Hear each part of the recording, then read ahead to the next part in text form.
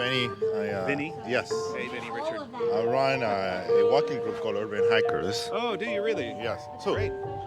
So, how you guys? What are some of the interesting metrics for success that look like? Well, attendance is always interesting, and that is like how many people come to an event we do. We do some guided walking tours. We've done this series called Local Social Design Trips. Yes. And so we give anybody a chance to take us on a trip. It's abbreviated an LSD trip. And so we Say more. Well, so actually, can we stop here? I'll say Sure. And so it is a way for us to give up control to and say, you can talk about anything you want. Correct. And so people just have to express an interest. And so Yes. I'm really proud of this. Yes. This is a stop on the Black Heritage Trail. Yes. And this was an outcome of our local social design trip. We work with Miss Paulette Roberts, who had been documenting Black heritage here for a long time. That's good. And we did it enough time, and her tours were always really popular, Right. that we eventually put some funding together, and we made 10 bronze markers that indicate 9. There's another one. Okay. 9 historic businesses that used to be downtown, and a speech Frederick Douglass gave. So that is a metric that I use for success, is that we've created a new way for people to understand a part of this history that perhaps you can't see. You can see. So the selection or preservation is a community based, or is how you get about to decide some of the archive that need to be preserved? Yeah, I think that we're fortunate in that Columbus is a small enough town, and we're a tight enough community that we can kind of know what's happening. Yeah. And so we rely on our community to talk with us. We are progressive. We go out and talk to people. And so it's really a kind of a community-based effort. And your journey, how you got to where you are now?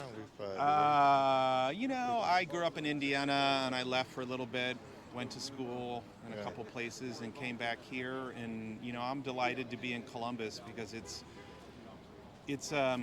one of few places in the Midwest that gets into an international conversation about the power that art and architecture have to transform people's lives. Okay. And now, what does the North Star look like?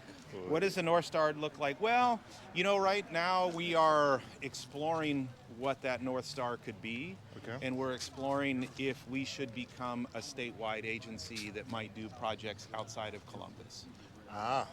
So the North Star is emerging. And what are some of the sister cities that are doing things that you find extremely interesting and cool? Yeah, I really have paid attention to Bentonville, Arkansas, Marfa, Texas. I've been poking around a little bit of towns in Ohio, where you're from, and so I don't know. I think Findlay, Ohio, is an interesting place. Okay. But there are other places of different scales. I think Montgomery, Alabama. Yeah. There are places that are doing really interesting cultural-based work in the nonprofit sector that are about place and authentic narratives, and we would love to be in those conversations. And so, what are some of the barriers? Is it policy? Is it funding? Is it community? I think it depends on the project. Okay. Any one of those could be a barrier, right? Okay. And so, the barriers are constantly shifting. Okay. And so I think it depends project by project what are the barriers. Yeah. And for the buy-in with the community, what has been you guys' heuristic or processes? Say that question again. To get a buy-in from the community, what has been some of the process and a successful process you guys has? Well, one thing I'm really proud of is that we offer everything we do for free. Okay. And so we're able to get really positive community buy-in. And I think people see us as an organization that's doing positive things in the community. Yeah. But we also have some major funders that support us. Okay. And while we're really proud of that, and we need those major funders to support us, I'm most proud is that the number of folks that come to our events or make a small contribution from $10 to $25 to $50, And so to me, like, those are indicators of success when we have people participating. All right. And if I got 1 hour in Columbus, where are some of the places I know? Well, I think you got to see First Christian Church. Uh-huh. You got to see Saharaco's Ice Cream Parlor. Okay. You got to come down here on 4th Street and get a coffee, maybe at Lukaby. Uh-huh. And then you got to go out to Millrace Park and see the river. And so I think Columbus offers a little bit of nature, a little bit of built environment, and a little bit of food and drink. Got it. All right. How